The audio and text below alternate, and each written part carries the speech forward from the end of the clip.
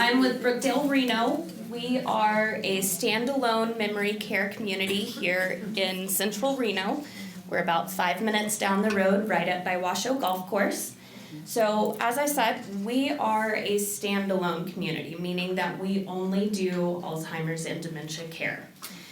Also meaning our caregivers are very specifically trained and very consistently trained on how to interact, how to conversate, and how to redirect those with dementia or Alzheimer's.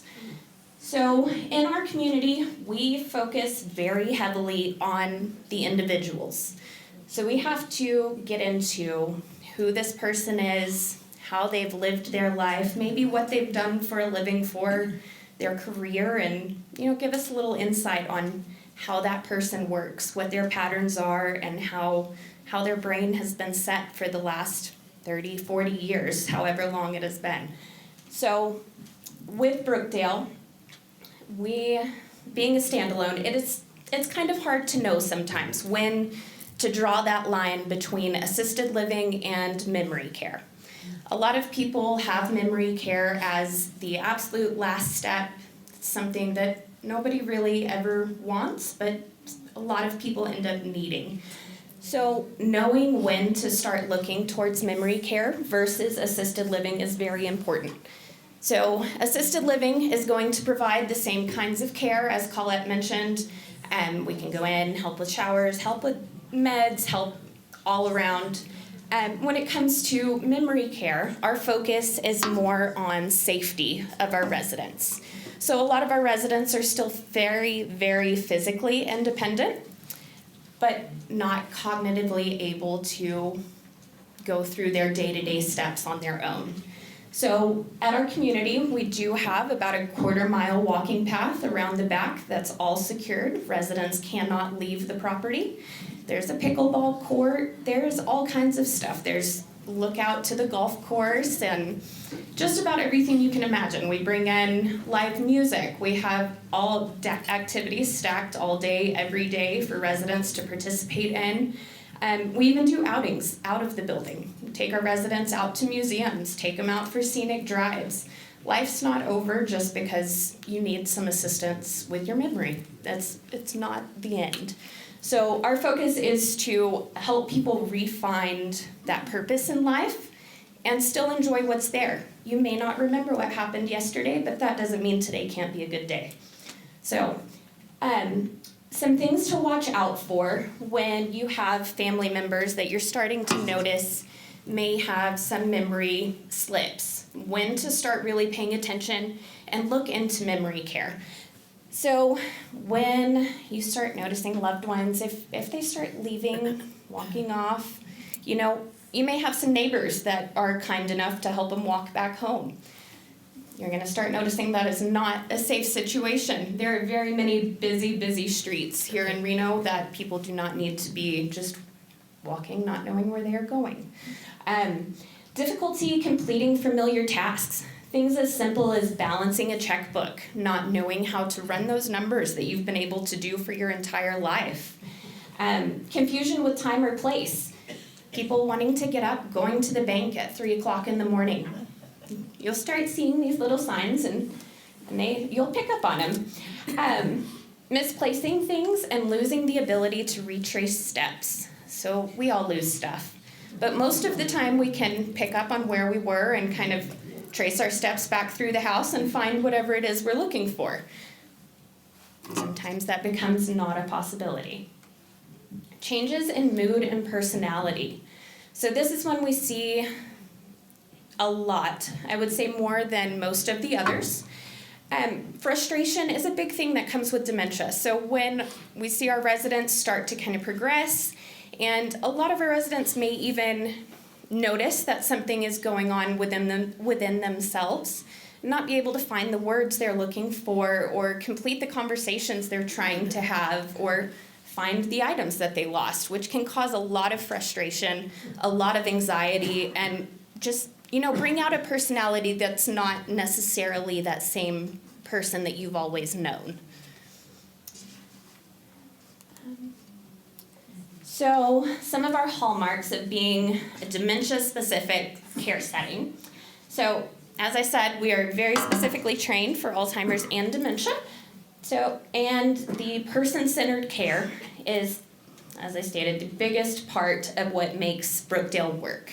We have to know our residents to be able to help them function to the best of their capabilities.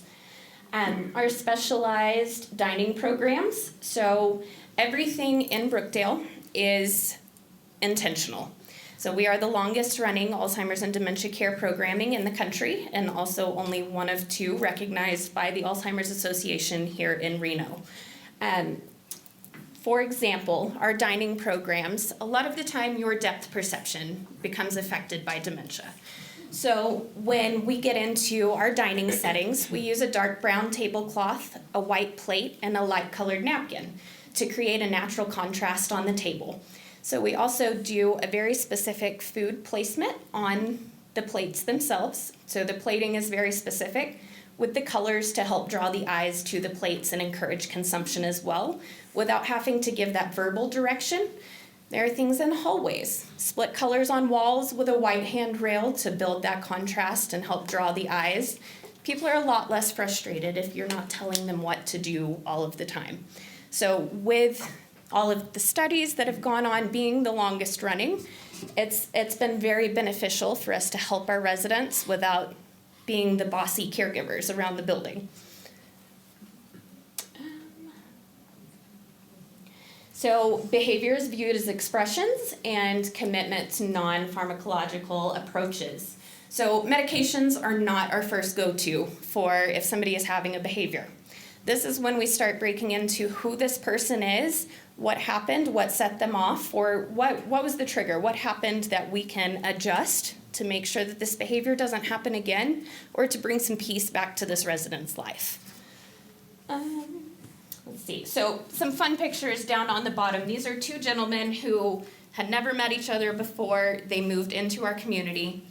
They are now the best of buddies. They have their own, one has their own maintenance cart. The other one has their own lawn equipment, goes out, rakes the courtyards and all kinds of stuff.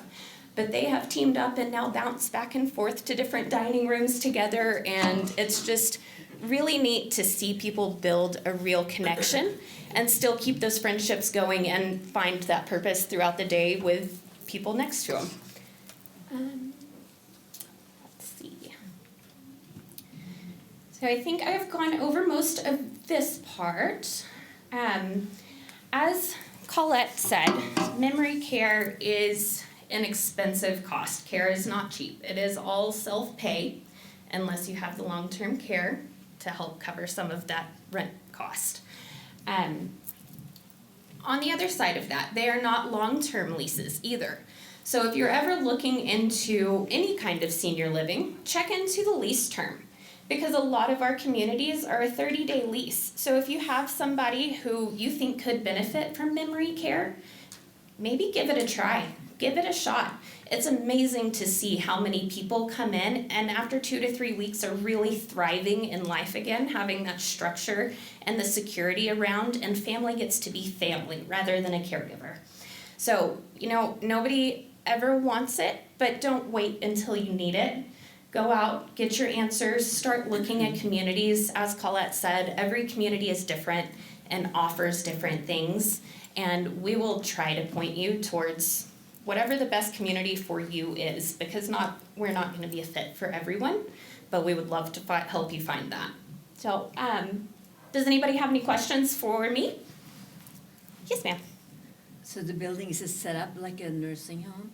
So we are a single story, and so if our building was set like this room right here, each corner of our building is what we call a different neighborhood. Each neighborhood has about 13 apartments, its own dining room, its own living room, and its own kitchen. So it creates a more home-like feel. You don't run into a football field long hallway. You don't have a big cafeteria setting for meals. You have the more intimate family, homey style.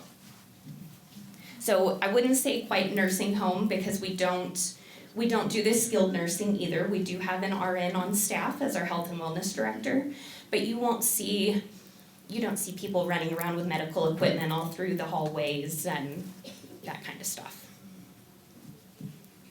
Anybody else have any questions?